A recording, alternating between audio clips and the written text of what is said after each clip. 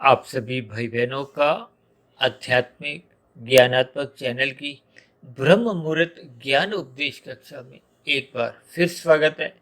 आज की चर्चा का विषय है प्रकृति के तीन गुण, तमोगुण, रजोगुण और सतोगुण। इन तीन गुणों की स्थूल शरीर के स्तर पर उम्र की अलग अलग दहलीजों पर कैसी कैसी स्थितियां देखने को मिलती है। देखिए, 15 वर्ष तक की आयु पे तमोगुण की प्रधानता होती है। 15 से 40 वर्ष की आयु में रजोगुण की प्रधानता देखेगी है, और 40 उम्र के बाद ये सतोगुण की सहज स्थितियां देखेगी। यानी प्रकृति के तीन गुणों का आपके हमारे जीवन पे अलग अलग उम्र की दहलीज पे अलग अलग प्रभाव पड़ते हैं। जबकि आत्मा तो देखिए चेतन तत्व है, और परमात्मा एक परम चेतन आनंद स्वरूप सत्ता है। इन सभी स्थितियों को कर्मबद्ध तरीके से समझना होगा, क्योंकि प्रकृति के तीन गुणों का ज्ञान ही बहुत ही गूढ़तम ज्ञान है। और शास्त्रों में तो इन तीन गुणों की सम अवस्था को सैद्धांतिक रूप से प्रकृति कहा गया। ये जो हम साधारण बोलचाल में प्रकृति प्रकृति जो बोलते हैं, ये अक्सर एक साधारण मनुष्य तो देखिए पृथ्वी, जल, अग्नि, वायु, आकाश, इन पांच तत्वों तक ही वो एक प्रकृति कहता है, माया कहता है। जबकि प्रकृति के तीन गुणों में जब एक विकृति परमात्मा की ब्रह्म शक्ति द्वारा लाई जाती है, तो ये फिर 24 तत्वों का ब्रह्मांड कहलाता है, जिसमें ये अंतिम पांच घटक पृथ्वी, जल, अग्नि, वायु, आकाश होते हैं। जबकि उससे पूर्व के तीन गुणों की सम अवस्था प्रकृति कहलाती है। यानी प्रकृति के तीन गुणों का जो एक स्वभाव है, उस प्रकृति के गुणों के स्वभाव को ही हम जो मनुष्य की अलग अलग उम्र की जो दहलीज की स्थितियां हैं, वो अक्सर देखने को मिलती हैं। देखिए, 15 वर्ष तक की आयु में मनुष्य के स्थूल शरीर पर एक तामसिक स्थितियां बनी रहती है। शास्त्रों के प्रति कोई उसका ज्ञान नहीं होता।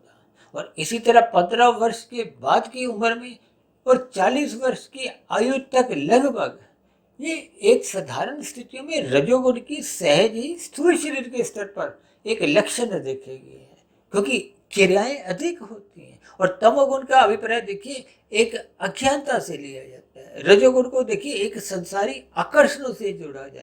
शास्त्रों में स्त्री पुरुष का जो आपसी आकर्षण है, उसको भी रजोगुण से जोड़ा जाता है।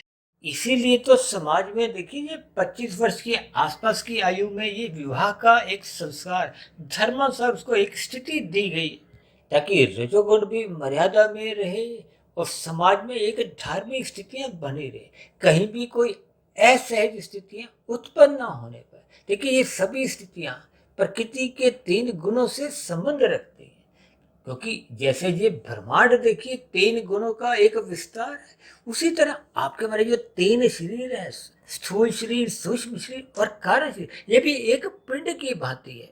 इसीलिए स्थूल शरीर के स्तर पर 40 वर्ष के बाद की आयु में सहज ही सत्वगुण अपने आप ही एक आना आरंभ हो जाता है। जबकि तीन गुणों का जो एक विस्तार है 23 तत्वों में, यानी कि 24 तत्वों के ब्रह्मांड में परमात्मा की निर्गुण निराकार ब्रह्म शक्ति द्वारा इसमें एक विस्तार लाया जाता है। इसी तरह परमात्मा की देखिए सगुण साकार स्थिति को एक भगवान कहा गया है। ये आध्यात्मिक लोक की स्थितियां होती हैं, जिस सगुण साकार रूप से फिर परमात्मा अनादिकाल से अनेकों अवतार आज तक ले चुके हैं और भविष्य में भी लेते रहेंगे।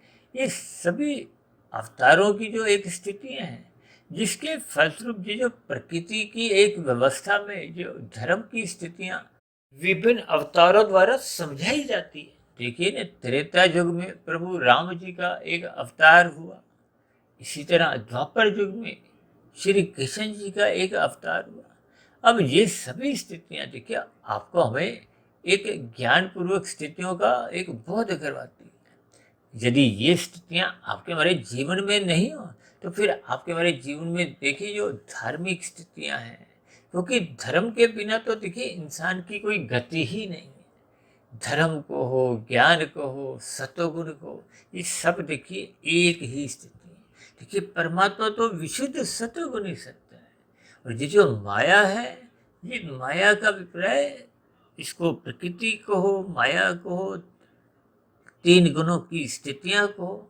इसीलिए तो आज हमने देखी वीडियो में एक इंसान की जो तीन गुणों की स्थितियां जो एक सहज देखी जाती हैं। देखिए, ऐसा कहीं शास्त्रों में, ये जो नीचे मैंने चार्ट सा एक तालिका सी बनाई है, ऐसी बातें शास्त्रों में मेरे पढ़ने में कभी नहीं आई। और मैं तो देखिए पिछले लगभग 4.5 वर्षों से अनेकों स्थितियों में देखिए शास्त्रों की तकनीकी बातों को, सैद्धांतिक बातों को मैं अपने किसी दृष्टिकोण से, परमात्मा के आशीर्वाद से कुछ ऐसे तालिकाएं बना देता हूँ, कुछ ऐसे रंगों द्वारा कुछ स्थितियां दर्शा देते हैं, ताकि प्रकृति के तीन गुणों का ज्ञान आपको हमें क्रमबद्ध तरीके से मिलने लगे। क्योंकि जब तक इन तीन गुणों के ज्ञान विज्ञान को मनुष्य समझ नहीं पाता है, तो फिर वो अपने मिले हुए जन्म को, देखिए मनुष्य जोनि तो सर्वश्रेष्ठ जोनि है, इसी जोनि में ही हम जन्म मरण के बंधन से मुक्ति भी पा सकते हैं। देखिए मुक्ति कब होती है? क्योंकि आपके बारे देखिए तीन शरीर है, स्थूल शरीर, सूक्ष्म शरीर और कारण शरीर। देखिए ऐसी स्थितियां साधारणतः चर्चा में आती नहीं है। इसलिए मनुष्यों को देखिए कोई ज्ञान के जो सूक्ष्म रहस्य हैं वो समझ नहीं आते। अक्सर एक साधारण मनुष्य देखिए इन वीडियो को भी आरंभ से अंत तक गंभीर होकर सुनता नहीं है। अगर सुन भी लेता तो उस पर फिर चिंतन नहीं करता, क्योंकि ज्ञान की सूक्ष्म स्थितियां देखिए बार बार शोध करने से, चिंतन करने से समझ में आती है। और मनुष्य जोनि क्योंकि सर्वश्रेष्ठ जोनि है, मनुष्य जोनि में ही हम अपनी आध्यात्मिक उन्नति के दरवाजे जितने चाहे खोलते हुए मायातीत की स्थिति को, यानी कि ये जन्म मरण के बंधन से मुक्ति पा मोक्ष की स्थिति की प्राप्ति कर सकते हैं। क्योंकि शास्त्रों में तो देखिए 4 पुरुषार्थ कहे गए, धर्म, अर्थ, काम, मोक्ष। देखिए मैं बार बार परमात्मा को अक्सर अपनी चर्चाओं में विशुद्ध सत्वगुणी सत्ता से जोड़ता हूँ। जैसे हम साधारण बोलचाल में कहते हैं ना, ये शुद्ध घी है। अब शुद्ध घी का मतलब क्या होता है कि उसमें वो किसी भी प्रकार की कोई अन्य मिलावट नहीं। यहाँ मिलावट का अभिप्राय देखिए ये जो प्रकृति के अन्य गुणों से है। देखिए तमोगुण, रजोगुण और सतोगुण। तमोगुण से 10 गुना अच्छा शास्त्रों में ही रजोगुण को कहा गया है, और रजोगुण से भी 10 गुना अच्छा सत्वगुण को कहा गया है।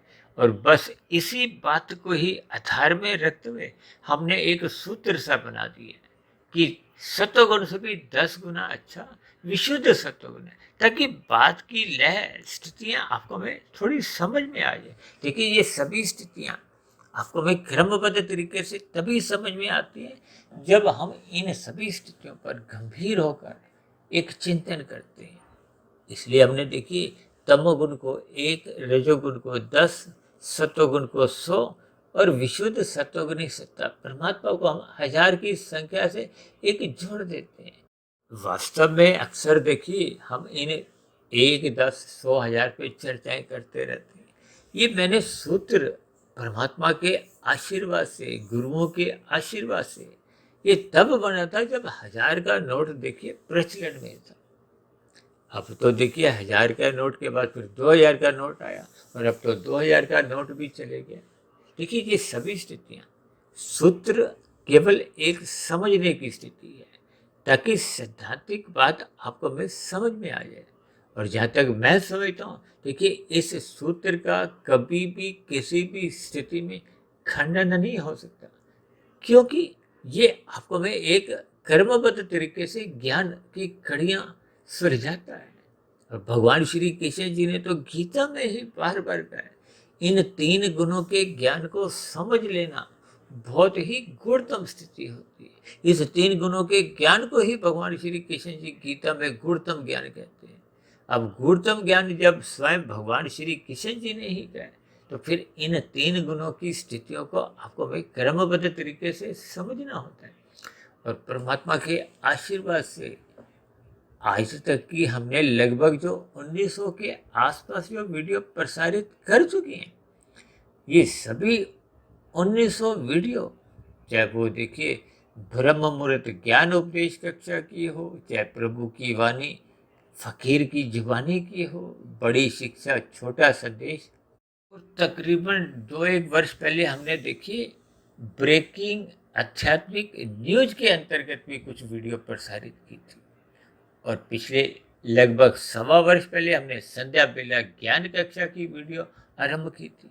और लगभग 2 महीने पूर्व हमने एक प्रश्नोत्तर ज्ञान कक्षा के अंतर्गत भी अब तक की प्रसारित वीडियो में देखी जो कुछ कठिन शब्द होते हैं, जिन शब्दों को एक साधारण मनुष्य सही सही समझ नहीं पाता, उन शब्दों पे या आप भाई बहनों के कुछ कुछ बीच में जो प्रश्न उठते हैं, देखिए प्रश्नों का उठना स्वाभाविक होता है। आरंभिक स्थितियों में मेरे भी प्रश्न थे। सभी प्रश्नों का जब हम एक निवारण करते हैं, क्योंकि निवारण की स्थितियां देखिए परमात्मा की जो एक दिव्य गुणों पर आधारित होती है, आत्मा के जो दिव्य गुण हैं उन पर आधारित होती है। और प्रकृति के ये जो 3 गुणों की स्थितियां हैं, तमोगुण, रजोगुण और सत्वगुण की, और इसी तरह इन 3 गुणों से ही आपके मेरे 3 शरीर हैं, स्थूल शरीर, सूक्ष्म शरीर और कारण शरीर। इन सभी स्थितियों को जब हम सैद्धांतिक रूप से समझ जाते हैं तो फिर मनुष्य का कोई भ्रम शेष रहता नहीं है। और जब भ्रम की स्थितियां समाप्त हो जाती हैं तो फिर आपकी हमारी आध्यात्मिक उन्नति को, आध्यात्मिक यात्रा निरंतर परमात्मा को पाने की ही बनी रहती है। देखिए इन सभी स्थितियों को आपको हमें गंभीर होकर इन पर चिंतन करना है, ताकि आपका हमारा मिला हुआ जो मनुष्य योनि का जन्म है वो यूं ही व्यर्थ नहीं जाए।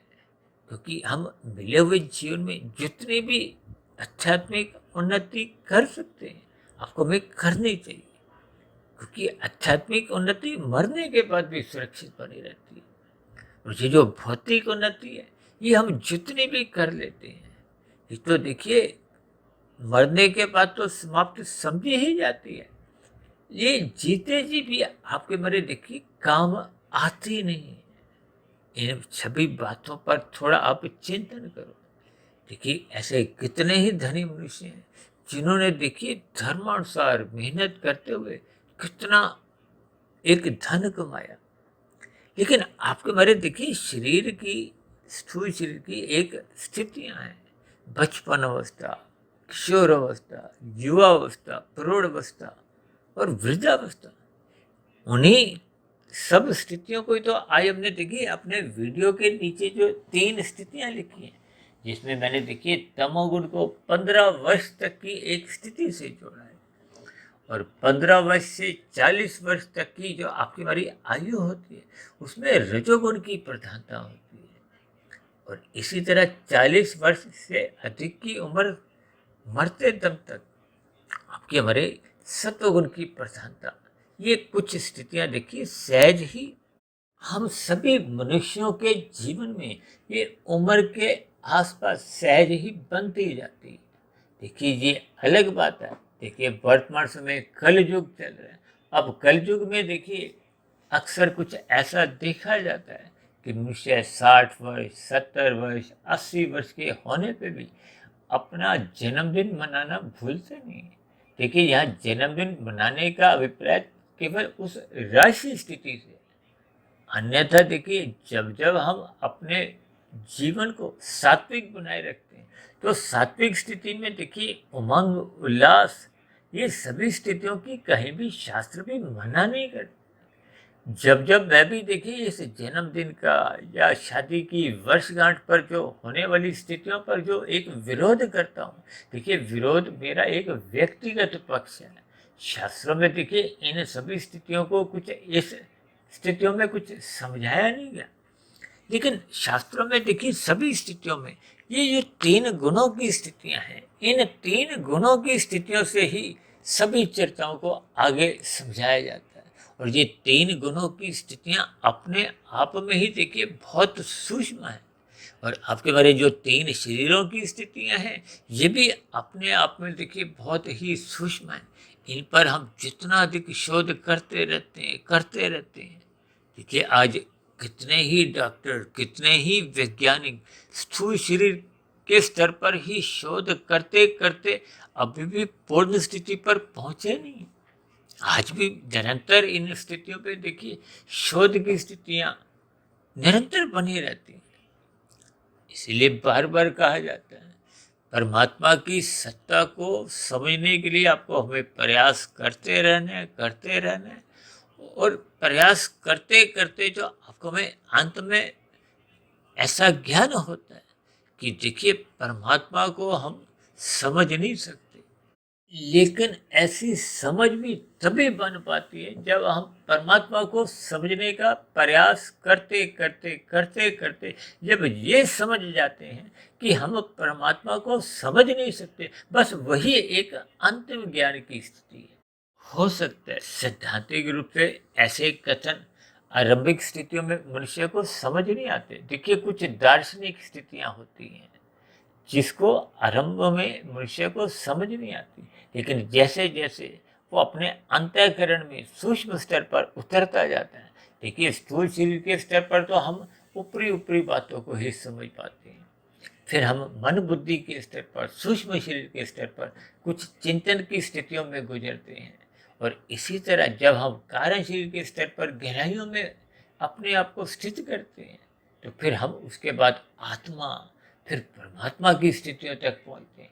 देखिए ये सभी स्थितियां शब्दों का कोई विषय नहीं है, लेकिन फिर भी देखिए कुछ ना कुछ बात शब्दों द्वारा ही समझाने की एक स्थितियां लानी होती हैं।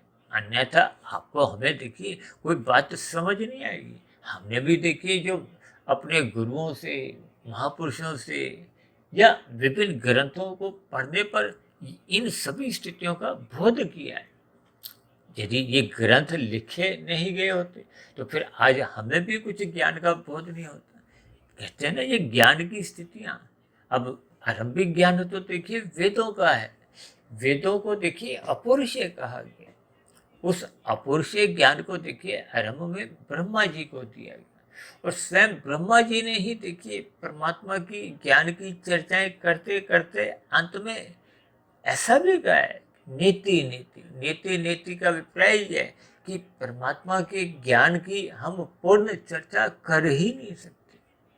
देखिए हम भी जो परमात्मा के आशीर्वाद से पिछले लगभग 4.5 पौने 5 वर्षों में जो हमने 1900 के आसपास वीडियो बनाए हैं, वो भी एक अंश मात्र है। ये चाहे 19,000 हो, चाहे 19 लाख हो, चाहे 19 करोड़ वीडियो भी बन जाए, परमात्मा की तह तक हम पहुंच नहीं सकते।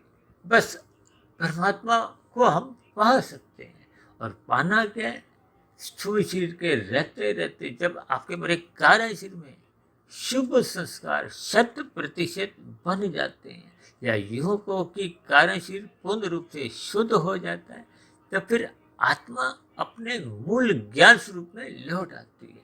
अब आत्मा पे किसी भी प्रकार का कोई एक बंधन माया का नहीं होता। देखिए तमोगुण की स्थितियों को मल से जोड़ा जाता है, रजोगुण की स्थितियों को विक्षेप से जोड़ा जाता है।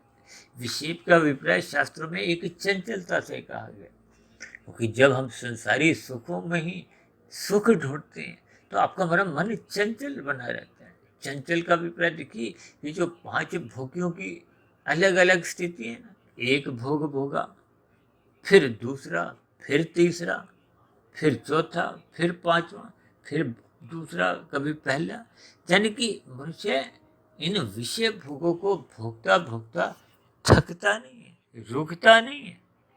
इसलिए तो देखिए शास्त्र कहते हैं कि रजोगुण की कभी भी तृप्ति नहीं होती। ये जो स्त्री पुरुष का जो आपसी आकर्षण भी है, इसको भी रजोगुण से जोड़ा गया। इसलिए तो हमने देखी ये जो 15 से 40 वर्ष की जो स्थिति है, इसको हमने रजोगुण से जोड़ा है। रजोगुण का अभिप्राय देखिए क्रियाओं से होता है। क्रियाओं का अभिप्राय आप समझ ही सकते हो कि युवावस्था में देखिए कितनी ही क्रियाएं धन को इकट्ठा करने के लिए, कितनी ही भागदौड़ आप समाज में संसार में देखते हो। ये युवा वर्ग में भागदौड़ अधिक देखी जाती है, और हमने युवा वर्ग की स्थिति को देखिए 15 से 40 वर्ष के बीच की, यानी कि ये रजोगुण की स्थिति से जोड़ा। और 40 वर्ष से ऊपर की आयु को हमने देखिए एक सत्वगुण से जोड़ा है।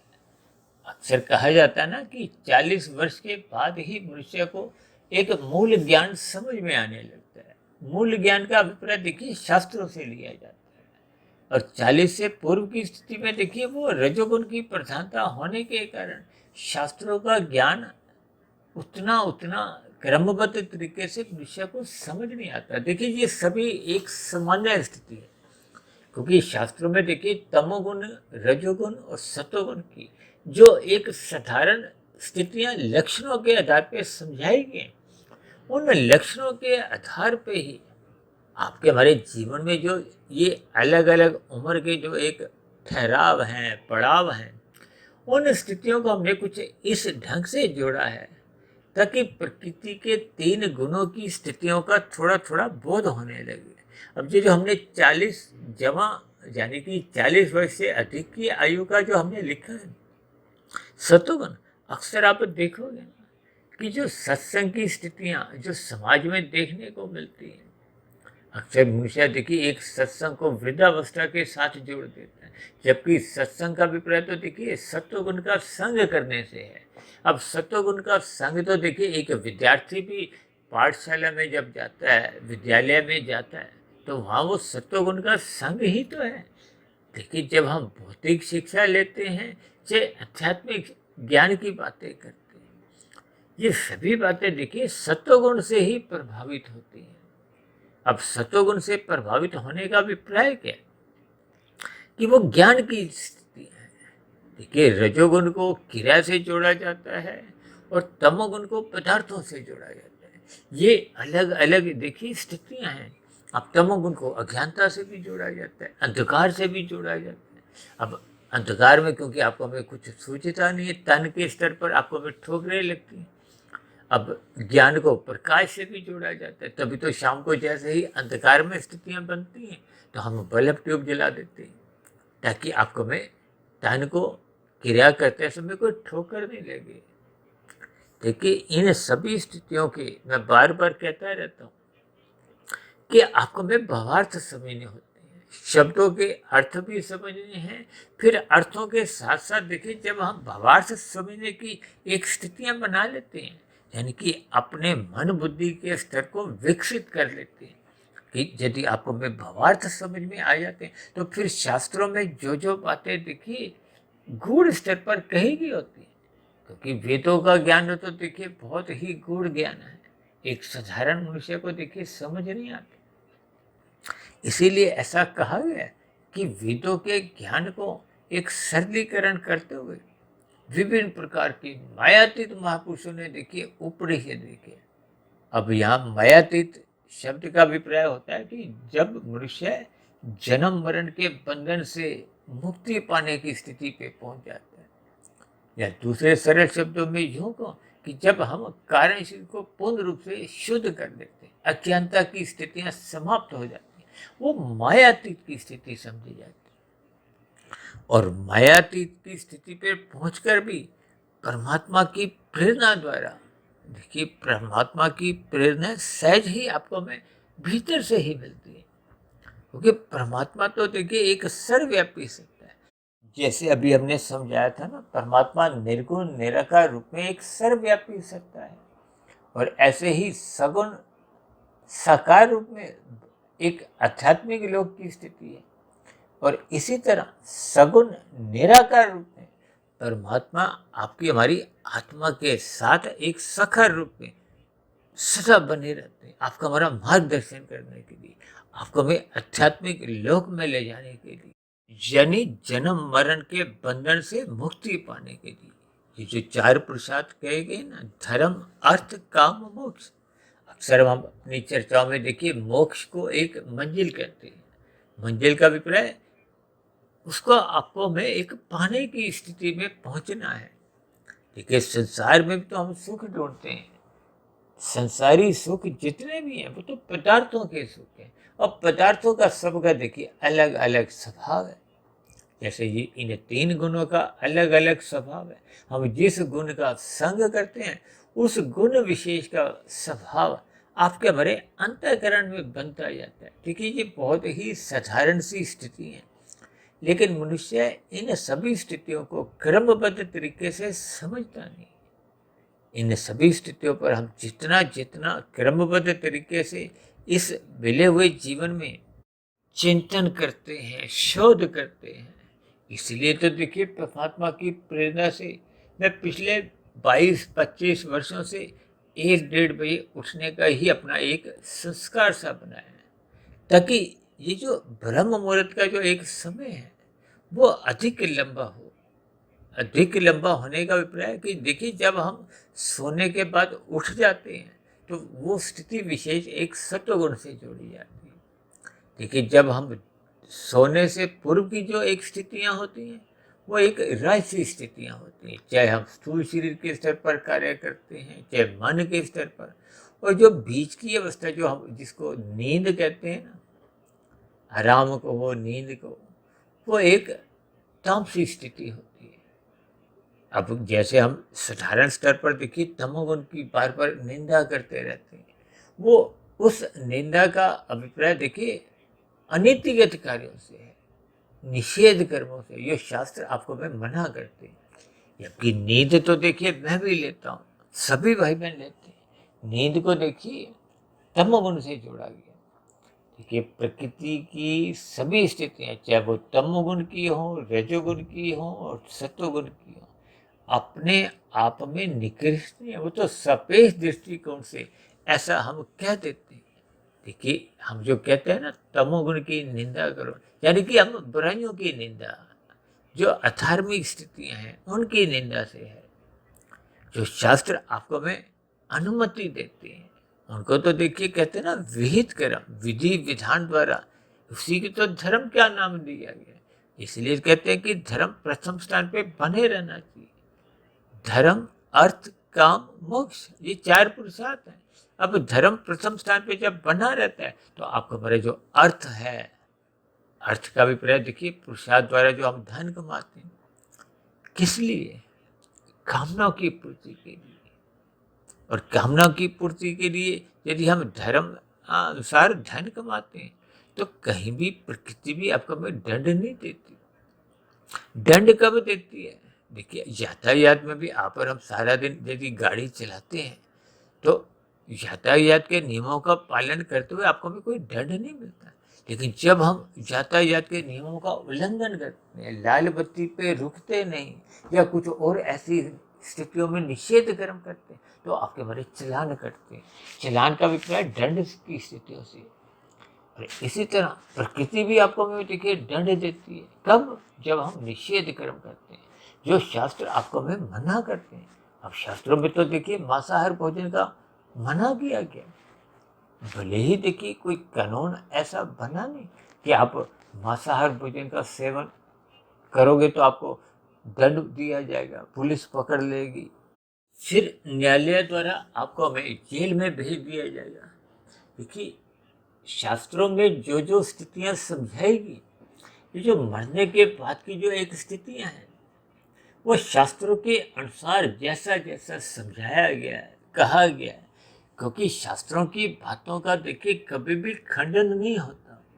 ये जो कर्म फल सिद्धांत की स्थितियां हैं, जिसका नाम ही क्या है, कर्म फल सिद्धांत, देखिए शब्द ही अपना अर्थ समझाते हैं। कर्म फल में कर्म पहले करना होता है, फल बाद में आता है। और यदि आप कर्म करते नहीं हो तो फिर क्या करोगे? दूसरे का आप छीनोगे। दूसरों का छीनने का अभिप्राय क्या है? दूसरों को आप दुख पहुंचाते हो। ठीक इसी तरह यातायात के नियमों में भी देखिए आपकी क्रिया द्वारा दूसरों को दुख पहुंचता है। आप लाल बत्ती पे नहीं रुके तो दूसरों की जो हरी बत्ती थी उनको एक बाधा पहुंची, दुख मिला, तो इसका फिर आपको में दंड मिलता है। तो फिर प्रकृति भी देखिए, ये जो मांसाहार भोजन का जो सेवन की स्थिति है, कितने ही पशुओं की, पक्षियों की हत्या कर दी जाती है। देखिए, आपको हमें कोई एक थप्पड़ भी मारे तो आपको हमें दुख होता है। अब ऐसी स्थिति विशेष में मनुष्य अपनी जीविका के स्वाद के लिए यदि पशुओं का, पक्षियों की हत्या करता है तो फिर ये एक निंदनीय, जघन्य अपराध माना जाता है। भले ही खाने वाले स्वयं प्रत्यक्ष रूप से कोई हत्या नहीं भी करते हो, लेकिन फिर भी खाने वाले को ही अधिक दोष लगता है, बनाने वाले को भी लगता है, मारने वाले को भी लगता है, बांटने वाले को भी लगता है। देखिए, ये सभी स्थितियों पर आप जैसे जैसे गहन चिंतन करोगे तो आप पाओगे कि शास्त्र में एक एक शब्द बहुत ही नपातुला तोल तोल के कहा जाता है।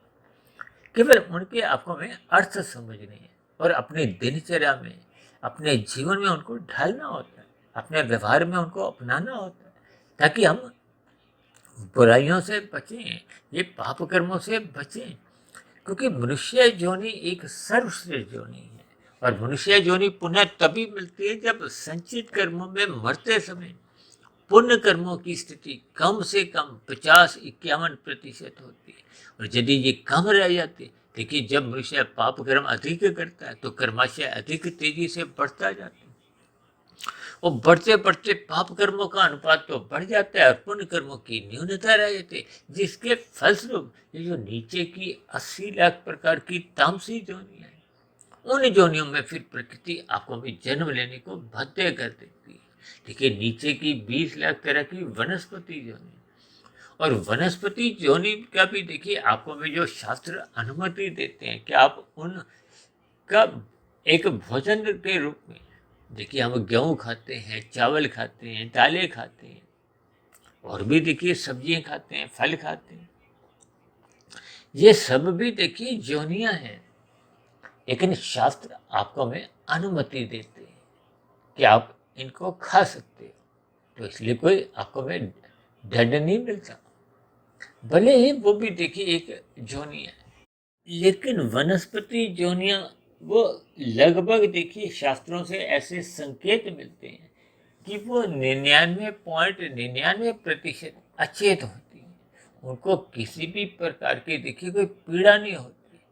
अब जैसे जैसे उससे आगे की जोनियां हैं, अब रेंगने वाले जीव हैं जो सब्जियों में फलों में निकलते हैं, वो अगली जोनी है। फिर जो कीट पतंगे हैं, कीड़े मकोड़े हैं, मच्छर तो देखिए उड़ते हैं, मक्खी भी उड़ती है और इसी तरह फिर पक्षियों की स्थिति आती है। अब पक्षियों की और पशुओं की ये थोड़ी स्थितियां एक विकसित हो चुकी होती हैं, इसीलिए इनको देखिए विभिन्न प्रकार की जो हम यातनाएं देकर मारते हैं, तो फिर ये आपको में बहुत गहरे तल पे पाप लगता है। इन सभी स्थितियों को आपको में समझना होगा। और पशु योनि के बाद जो मनुष्य की योनि है, देखिए पशुओं में और मनुष्यों में ये जन्म लेने की जो एक स्थिति है वो मैथुन क्रिया के फलस्वरूप होती है। देखिए, इन सभी स्थितियों के बहुत ही गहरे भावार्थ है, जिसको हम क्रमबद्ध तरीके से जैसे जैसे समझते जाएंगे, फिर ये जो ज्ञान की कड़ियां हैं, ये 3 गुणों के ज्ञान की जो एक स्थितियां हैं, ये फिर आपको में समझ में आने लगेगी। ये जो हमने 15 वर्ष तक की जो तमोगुण की स्थिति लिखी है, क्योंकि तमोगुण को अज्ञानता से लिया जाता है, अबोध स्थिति से लिया जाता है।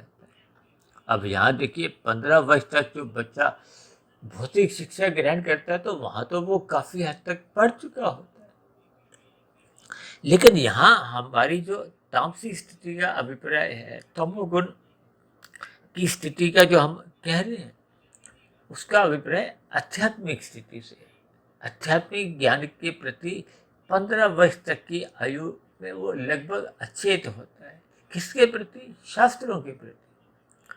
अब तमोगुण की स्थिति इसलिए हमने देखिए 15 वर्ष तक की एक प्रधान स्थिति दिखाई है। ये प्रकृति की एक सहज स्थिति है जो सभी मनुष्यों में ही देखिए पाई जाती है। हालांकि ऐसे मनुष्य भी हैं जो 10 वर्ष की आयु में ही, 12 वर्ष की आयु में ही परमात्मा को लगभग बहुत अधिक स्तर पर जान चुके होते। ये देखिए एक अपवाद रूप में एक विशेष स्थितियां पाई जाती है, जो आध्यात्मिक उन्नति बहुत गहरे तल पे कर चुके होते हैं। वो जब मनुष्य योनि में आते हैं तो उनके जन्म से ही कुछ ऐसे उनकी सात्विक स्थितियां मजबूत होती हैं। तब ऐसी स्थिति में उनका सत्वगुण आरंभ से ही प्रधान होता है। हालांकि युवावस्था में भी देखिए ऐसी स्थितियां बहुत सी देखी गई जिनको परमात्मा का ज्ञान विज्ञान लगभग पूर्ण स्थिति में समय आ चुका हो। लेकिन आज जो हम एक साधारण चर्चाएं कर रहे हैं, ये जो हमने उम्र के अलग अलग पड़ाव दिखाए हैं, ये एक साधारण स्थितियां जो आप समाज में देखिए देख सकते हो। अब ये जो हमने 15 से 40 वर्ष के बीच की जो एक स्थितियां लिखी, इन सभी स्थितियों में मनुष्य में अधिक से अधिक भागदौड़ देखी जाती है। और भागदौड़ का अभिप्राय क्या है? रजोगुण की क्रियाओं से। जब हम अधिक भागदौड़ धन कमाने के लिए करते हैं तो फिर वो एक रजोगुण की स्थिति है। और इस उम्र के दौरान ही स्त्री पुरुष का जो एक आपसी आकर्षण है स्थूल शरीर के स्तर पर, वो अधिक बना होता है, जिसके फलस्वरूप देखिए इन सभी स्थितियों को हमने एक रजोगुण की स्थिति से ही जोड़ा है। और ये जो 40 वर्ष के बाद की स्थिति है, अक्सर आपने संसार में ऐसा देखा होगा कि 40, 45, 50 वर्ष के आसपास की स्थितियों में मनुष्य का परमात्मा के प्रति थोड़ी जागरूकता बढ़ने लगती है, रुझान बढ़ने लगता है, या यूं को कि सत्संग के प्रति उसकी एक रुचि जागने लगती है। तो इसलिए हमने 40 जमा उम्र जो लिखी है, यानी कि 40 वर्ष की उम्र बीत जाने के बाद ये सतोगुण की स्थितियां सहज ही अपने आप ही बनने लगती है। ये अलग बात है कि देखिए यदि मनुष्य इन स्थितियों का लाभ नहीं उठाता, देखिए ये कुछ प्रकृति की कुछ ऐसी स्थितियां होती हैं। अक्सर ये सभी स्थितियों का देखिए हमने एक सदुपयोग करना होता है। जैसे कहते हैं ना, अनुकूल परिस्थितियों का लाभ उठाना चाहिए। अब हम बार बार क्यों कहते हैं कि ब्रह्म मुहूर्त में उठ जाना चाहिए? क्योंकि ब्रह्म मुहूर्त देखिए सत्वगुण की एक शुद्धतम स्थिति है। उस स्थिति का मनुष्य को लाभ उठाना चाहिए। और ये लाभ उठाने के लिए हम जितना अधिक प्रयास करते हैं, उतनी फिर आपकी हमारी आध्यात्मिक उन्नति एक सहज ही होने लगती है। और दूसरी विशेष बात, जैसे जैसे मनुष्य की देखिए उम्र बढ़ती जाती है, उसको एक बीते हुए समय का, गुजरे हुए समय का उसको एक अनुभव होता जाता है। अक्सर आप देखोगे ना, कुछ जो एक ऊंचे पद की नियुक्तियों के लिए कहा जाता है कि 10 वर्ष का अनुभव होना जरूरी है। जैसे कि निजी संस्थानों पे कुछ पद खाली हों या सरकारी पदों पे भी कुछ ऐसी स्थितियां देखी जाती हैं। वो किस लिए कहा जाता है? ये अनुभव का अभिप्राय क्या है? देखिए, जिन्होंने जिस स्थिति विशेष में एक कार्य कर चुके होते हैं, अब देखिए मनुष्य तमोगुण से गुजर चुका है, रजोगुण की स्थितियों को देख चुका है, तो अब उसको ये इन दोनों का ज्ञान होने लगता है कि तमोगुण और रजोगुण की क्या क्या स्थिति। इन दो गुणों का ज्ञान होना ही सतोगुण की स्थिति है। देखिए, ये बहुत ही सूक्ष्म स्थिति है। जब आपको में बुराई का बोध हो जाए तो वो भी तो एक ज्ञान है। और ये तमोगुण और रजोगुण की स्थितियां कुछ ऐसी ही है, क्योंकि ये बंधनदायक। इसीलिए तो शास्त्रों में कहा गया कि सत्वगुण मुक्तिदायक है और रजोगुण और तमोगुण ये बंधनदायक है। फिर सापेक्ष दृष्टिकोण से देखिए, रजोगुण की तुलना में तमोगुण अधिक बंधनदायक है, क्योंकि वो अज्ञानता की स्थिति है। अब अज्ञानता में तो देखिए मनुष्य को कुछ नजर ही नहीं आता, कुछ रहता ही नहीं कि उसको सही क्या है और गलत क्या है। देखिए, अंधकार में दो वस्तुएं रखी हुई हैं, एक सही है एक गलत है, तो उसकी आपको में पहचान हो नहीं पाती। जबकि रजोगुण तो देखिए, जैसे कहते हैं ना, एक मनुष्य भाग रहा है, अब भागने में देखिए आपका मेरा ध्यान एक एकाग्र नहीं हो पाता, एक स्थिति विशेष में एकाग्र नहीं होता। और जब तक हम किसी स्थिति विशेष में एकाग्र नहीं होते, कहते हैं ना ध्यान से पढ़ो। ध्यान का अभिप्राय क्या है? एकाग्र होना। ये जो हम कहते रहते हैं परमात्मा का ध्यान लगाओ, वो भी एक वही एकाग्र स्थिति है कि जब हम परमात्मा के विषयों पर ही अपना बुद्धि को केंद्रित करते हैं। देखिए, इन सभी स्थितियों को जितना जितना आप और हम गर्भबद्ध तरीके से समझते जाएंगे, तो फिर ये ज्ञान की कड़ियां अपने आप ही अपना ज्ञान खोलती जाती हैं। ये जो प्रकृति के 3 गुणों की स्थितियां हैं, तमोगुण, रजोगुण और सतोगुण की, इनका ही आपके हमारे तीन शरीरों से ये सापेक्ष एक संबंध बना रहता है। यानी कि सतोगुण की प्रधानता वृद्धावस्था के आसपास सहज ही बनने लगती है। अब 40 वर्ष के बाद की आयु में देखिए जो नई कोशिकाएं उतनी बनती नहीं है जितनी पुरानी नष्ट होती। इसलिए तो आपके हमारे स्थूल शरीर के स्तर पर विभिन्न प्रकार की शिथिलताएं आना आरंभ हो जाती है। देखिए इन सभी स्थितियों को आप जितना गहरे तल पर स्वयं भी चिंतन करोगे, क्योंकि देखिए हम भी जो चिंतन करते हुए अपनी वीडियो को एक दिशा देते हैं, उससे अधिक आप स्वयं भी इस पर चिंतन करते हुए और भी इनके गहरे अर्थ स्वयं भी आप समझते जाओगे। यानी कि इन तीन गुणों की स्थितियों का आपको में सत्वगुण का अधिक से अधिक संग करते हुए अपने जीवन को ज्ञानमय स्थिति में लेके आना है। क्योंकि जब जब आप और हम सत्वगुण की प्रधानता अपने कार्य शरीर में बनाते जाते हैं तो फिर वो शुभ संस्कार बनते हैं। देखिए सत्वगुण तो रजोगुण से भी एक अच्छी स्थिति है। अब सत्वगुण जैसे जैसे मजबूत होता जाएगा तो फिर हम सत्वगुण में रहते हुए ही उस विशुद्ध सत्वगुणी को समझने की एक स्थिति में पहुंच पाते हैं। अब रजोगुण की स्थिति तो देखिए एक धुंधली स्थिति है। अक्सर हम रायसी स्थिति को एक धुंध से जोड़ते हैं। अब धुंध में भी जब हम गाड़ी चलाते हैं तो हमें अधिक दूरी का नजर नहीं आता, इसलिए हम गाड़ी धीरे चलाते हैं। देखिए जब हम तेज चलाएंगे तो दुर्घटनाएं होंगी। दुर्घटना में क्या है, हमारा स्वयं का भी नुकसान होता है और हम दूसरों का भी नुकसान कर बैठते हैं। अब दूसरों का नुकसान जो हम करते हैं उसका तो फिर आपको हमें दंड देना पड़ता है। ये सभी स्थितियाँ आप हम एक गुणों की स्थितियों से जुड़ते हुए इन ज्ञान की कड़ियों को अपने जीवन में समझ सकते हैं कि रजोगुण में ज्ञान धुंधला होता है। इसलिए तो राशि विषय से देखिए पाप कर्म होते रहते हैं। और दूसरी विशेष बात, ये तमोगुण और रजोगुण पास पास है। देखिए सत्वगुण 100 की स्थिति है, रजोगुण 10 की स्थिति है और तमोगुण 1 की स्थिति है। अब 1 और 10 देखिए पास पास है।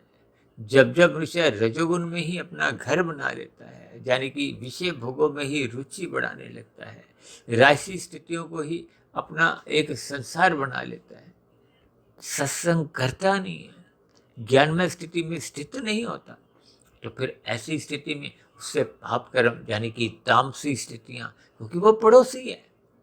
इसलिए तो शास्त्रों में विभिन्न प्रकार के कर्मकांड इसलिए रचे गए कि मनुष्य रजोगुण में गहरे तल पर स्थित नहीं हो, रुके नहीं। नहीं तो वो रुकेगा तो फिर वो तमोगुण में गिरेगा, पाप कर्म करेगा, कर्माशय बिगड़ेगा और फिर मरने पे अधोगति की स्थितियां बनती हैं। इसलिए शास्त्र आपको हमारा एक मार्ग प्रशस्त करते हैं, सत्वगुण का रास्ता दिखाते हैं। ये कर्म कांडों को जब हम ज्ञान पूर्वक करते हैं तो आपका हमारा फिर सत्वगुण में जाने की स्थितियां बनने लगती हैं। अब सत्वगुण में जब हम जाते हैं और वहां रुकते हैं, देखिए जब हम रुकते हैं तो फिर आपको हमें परमात्मा की स्थिति का बोध होने लगता है और फिर संसार की जो एक दुखमय स्थितियों का भी ज्ञान होने लगता है कि ये संसार तो दुखमय ही है। आपने पहला एक रसगुल्ला खाया था तो अच्छा लगा, लेकिन दूसरा तो उतना अच्छा लगा नहीं था। इसका अभिप्राय क्या है कि मनुष्य को ज्ञान होने लगता है कि जितने भी सुख माया के हैं वो अल्पकालिक हैं, ये देर से फिर दुख में बदल जाते हैं। जैसे रसगुल्ला पहला अच्छा लगा, दूसरा कम अच्छा और तीसरा चौथा बिल्कुल अच्छा नहीं लगता, इसलिए हम छोड़ देते हैं। इसका अभिप्राय क्या? इन सभी स्थितियों पर आपको हमें एक सूत्र ढूंढना होगा कि प्रकृति के जितने भी सुख हैं वो घटाएमान है। आरंभ में ये देखिए सुख देते तभी तो मनुष्य देखिए इन सुखों की प्राप्ति के लिए पाप कर्म करने से भी हिचकता नहीं। यदि ये सुख ही नहीं देते तो फिर मनुष्य पाप कर्म भी क्यों करेगा। इन सभी स्थितियों पर आप जितना जितना गहरे तल पर विचार करते जाओगे उतना उतना आपका सत्वगुण मजबूत होगा। सत्वगुण मजबूत होने पे फिर परमात्मा का ज्ञान विज्ञान आपको में समझ में आने लगता है। प्रकृति के 3 गुणों की स्थितियों में किस गुण का संग करने पे आपको हमारा लाभ है, तो फिर मनुष्य को समझ आ जाती है, रात को जल्दी सोने लगता है, क्योंकि रात को तमोगुण की स्थितियाँ होती हैं, जो मौनात्मक स्थितियाँ होती हैं, वो आपका हमारा कोई लाभ नहीं करती। जब मनुष्य रात को देरी तक जागता है तो सुबह ब्रह्म मुहूर्त में उठ नहीं पाता, क्योंकि ब्रह्म मुहूर्त की स्थिति तो देखिए सतोगुण की एक शुद्धतम स्थिति है। उस स्थिति विशेष में आप जितना लाभ कमा सकते हैं, और अक्सर मैं तो जानता कहता हूँ कि आप परमात्मा को जितना अधिक लूट सकते हो, आप ब्रह्म मुहूर्त में लूटो। और हम इसलिए तो ब्रह्म मुहूर्त में देखिए और भी जल्दी उठ जाते हैं, ताकि हम अपनी सात्विक स्थिति जितनी अधिक मजबूत कर सकते हैं, यानी कि हम जितने स्तर पर परमात्मा को एक नज़दीकियाँ प्राप्त कर सकते हैं।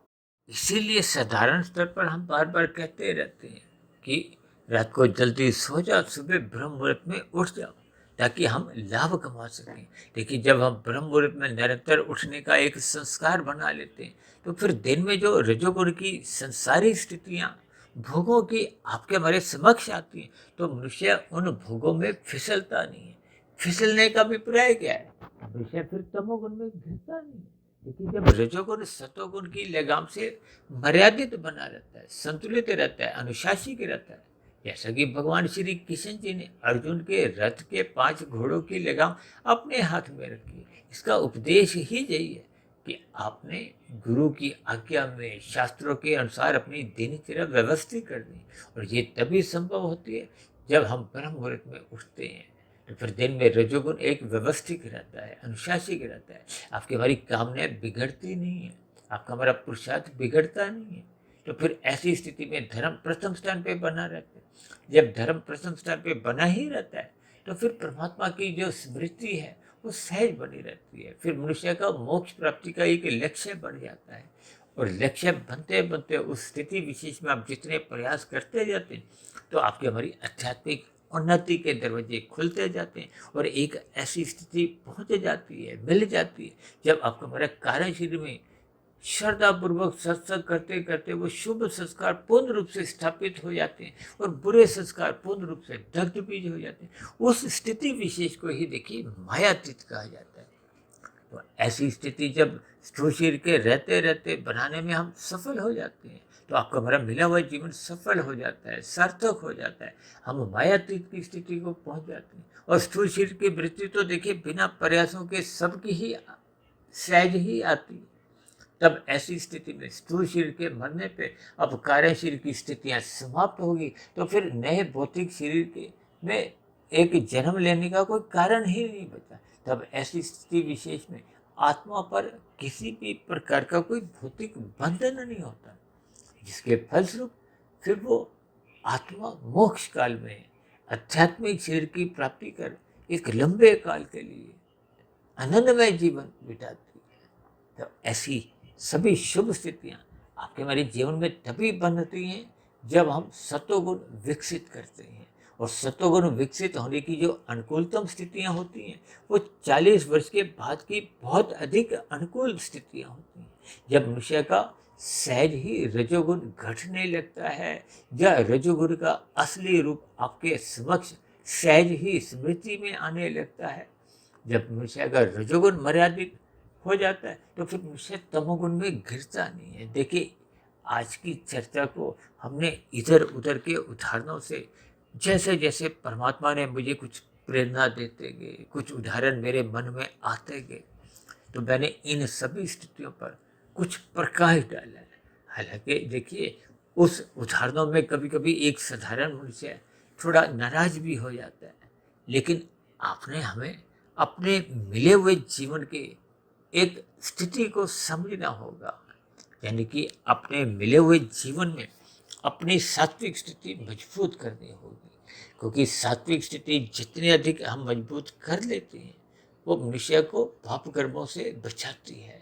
मनुष्य का मरने के बाद की जो एक अधोगति की संभाविक स्थितियां होती हैं, उससे मनुष्य को गिरने से बचाती है। इसलिए मेरी आप सभी भाई बहनों से विनती है कि हम देखिए उम्र के किसी भी पड़ाव पे हों, हमें निरंतर श्रद्धापूर्वक सत्संग करते रहना होगा, ताकि स्थूल शरीर के स्तर पर भी आपका बड़ा विकास हो, हम स्वस्थ भी रहें, विषय भोगों की गलियों में फिसले नहीं, मन बुद्धि के स्तर पर अच्छे अच्छे विचार रहें, ताकि जीवन के प्रत्येक क्षण हम समय समय पर अपने कर्तव्य कर्मों का ईमानदारी से पालन करें, समाज में एक सात्विक स्थिति मजबूत बनाने में अपना योगदान दें। जब ये सभी स्थितियाँ आपके हमारे व्यवहार में, आपके हमारी दिनचर्या में सहज ही बनने लगती हैं, तो फिर आपके हमारी ये जो सात्विक स्थिति है वो मजबूत होने लगती है। सात्विक स्थिति जितनी अधिक मजबूत होगी, उतना परमात्मा से हमें जुड़ने लगते हैं, क्योंकि सतोगुण, विशुद्ध सतोगुणी सत्ता से जुड़ने की ही एक पात्रता है। तो ऐसी पात्रता हम सभी भाई बहनों को अपने मिले हुए जीवन में बनानी होगी, यानी कि अपना सतोगुण विकसित करना होगा, ताकि आपका हमारा रजोगुण मर्यादा में ही रहे और तमोगुण में गिरने से भी हम बचते रहें। तो ऐसी सभी शुभ स्थितियाँ हम सभी भाई बहनों के जीवन में सहज ही बनने लगे। इन्हीं शुभकामनाओं के साथ आज की चर्चा विशेष को यही विश्राम देते हैं। शाम को फिर मिलते हैं संध्या बेला ज्ञान कक्षा में। तब तक आप अपने आध्यात्मिक मित्र सुधीर भाटिया फकीर को इजाज़त दें। फिर भी वीडियो संबंधित आपके मन में कोई प्रश्न उठ रहे हों, कोई मेरी कही गई बातों पर आपको किसी प्रकार की कोई आपत्ति हो, तो नीचे दिए गए कमेंट्स बॉक्स पर आपके प्रश्नों का, आपके सुझावों का और आपकी सभी शिकायतों का, आपत्तियों का भी नीचे दिए गए कमेंट्स बॉक्स पर सदा ही स्वागत है। तो अब चर्चा विशेष को यहीं विश्राम देते हैं। आप सभी भाई बहनों का भी चर्चा विशेष को ध्यानपूर्वक सुनने के लिए बहुत बहुत धन्यवाद।